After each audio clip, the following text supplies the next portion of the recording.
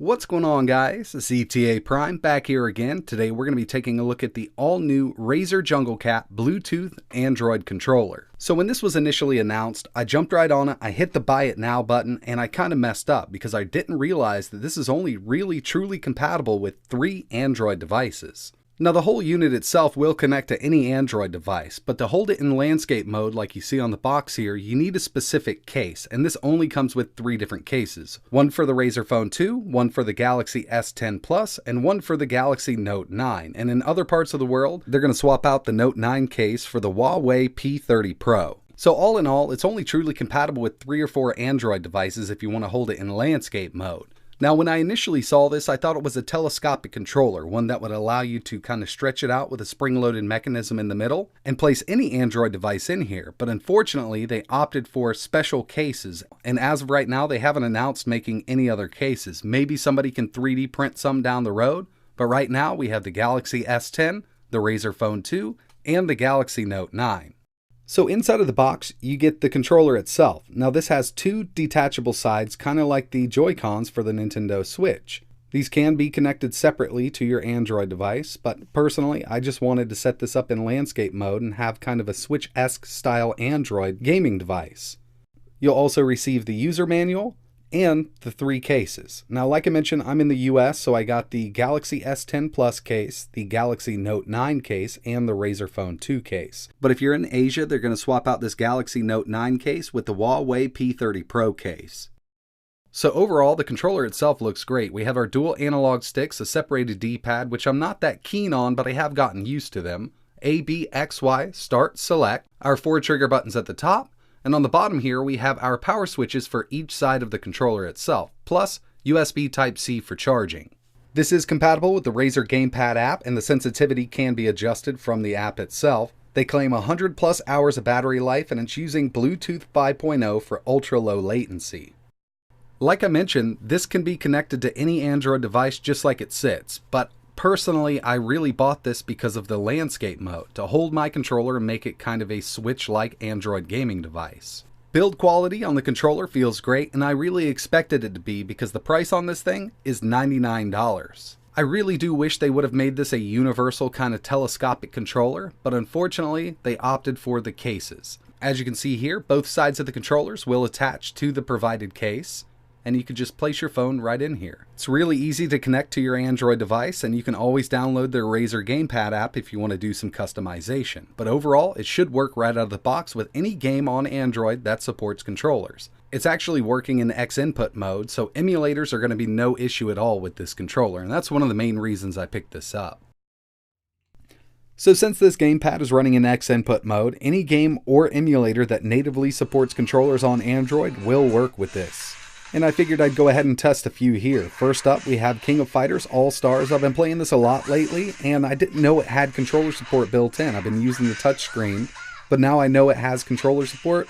I'll definitely be going to this controller for the game. So far, all the buttons on this gamepad feel great. Now, the analog sticks feel like they were ripped directly from a Nintendo Switch, so if you're not into those analog sticks, you probably won't like these. But I've used the Nintendo Switch a lot, and I've gotten used to them. I really like the way this thing feels.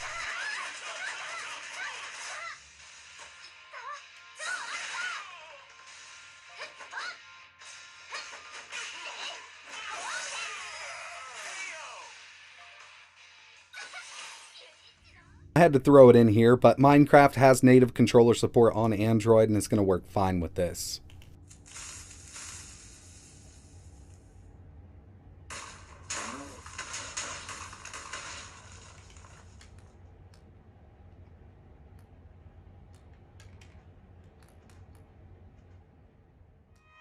I also wanted to test out a racing game with this gamepad, so I went with Real Racing 3. I do have automatic gas on, but brake and steering assists are off.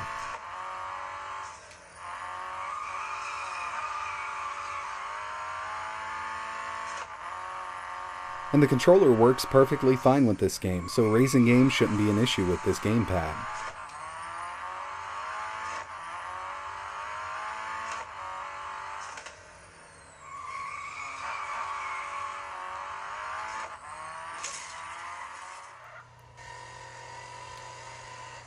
Pretty much all the Rockstar games on the Google Play Store are compatible with controllers, especially Grand Theft Auto San Andreas, and works fine with this. Another way I like to play my games on the Razer Phone 2 is connected over HDMI to an external monitor or a television, and as you can see here, I'm still connected with the Razer Junglecat. It does feel a little too narrow. I wish they would have widened up that middle piece a bit, but it does work. But like I mentioned, I picked this up because of the landscape mode, holding your phone right in the middle and kind of making it like a Switch device. I really wouldn't recommend buying one of these if you don't have a supported phone. There are better options out there, and if you have a phone that supports HDMI out, just connect an Xbox One controller and you'll be good to go. Or you can get a clip for the Xbox One controller and hold your phone right on top.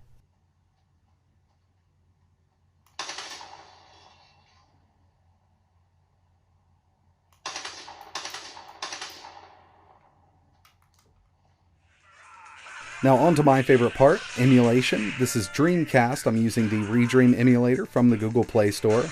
It does natively support controllers, so the Junglecat is going to work fine with it. So with a lot of these new controllers coming out, the D-pad is separated, and I'm kind of used to it, but this one's throwing me off a little bit because it's sunken in the middle, so it might take a little bit of time to get used to it.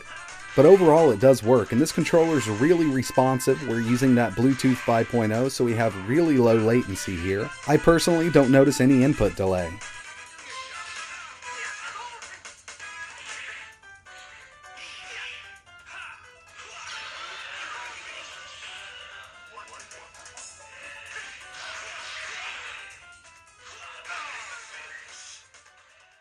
The PPSSPP emulator from the Google Play Store recognized the controller right off the bat. I didn't have to do any custom binding here.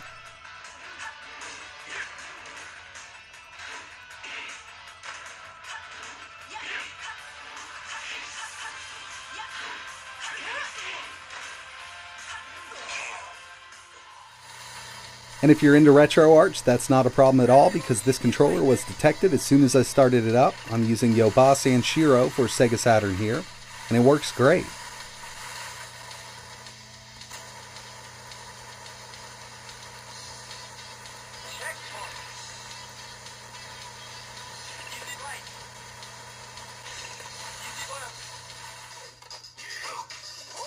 And I had to throw a little bit of PlayStation 1 emulation in here. This will work with the PC SX Rearmed Core in RetroArch or any standalone PS1 emulator on the Play Store.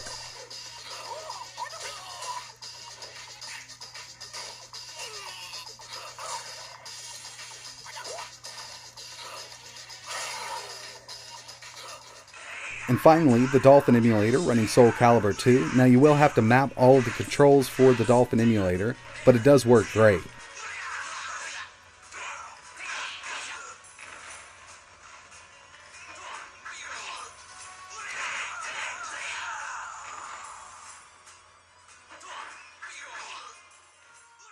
So in the end, I really love this controller. It's got a great build quality, awesome battery life, Bluetooth 5.0. The sticks and buttons feel great. The only downside is the compatibility with these cases here. If they would have went with a spring-loaded design, otherwise known as a telescopic design, this would be a definite buy for many people with Android devices. But we're really limited with the cases they provide with this. The whole setup definitely has a Switch-esque vibe to it, and I really dig this. I love the way that the Switch is set up, especially the Switch Lite, and this is the main way I love to play my Android games with a controller. But there are other options out there if you don't own a device that is compatible with the cases that Razer provides. The main controller I've been using is the Sataki 7007X. It's much cheaper, coming in around $30 to $40, but unfortunately some of the bigger devices won't fit in here, and that's when I move up to the GLAP controller. Much more expensive, it's $99 just like the Razer Junglecat, but everything fits in here from the Note 10 to the Asus ROG Phone 2. But if you do own one of the phones that's truly compatible with this controller, this is a great option for an Android controller. It is a bit expensive, but you really get what you pay for. This thing will last, it's got amazing battery life, the buttons and sticks feel great, and hopefully if and when they release the Razer Phone 3, they'll actually include the case with that phone or offer an option to buy one. So that's pretty much it for this video, guys. I really appreciate you watching. I will leave links to Razer's website so you can learn more about the Junglecat. I'll also leave some links to Amazon in case you want to pick one of these up. If you have any questions or you want to know anything else about this controller, just let me know in the comments below. But like always,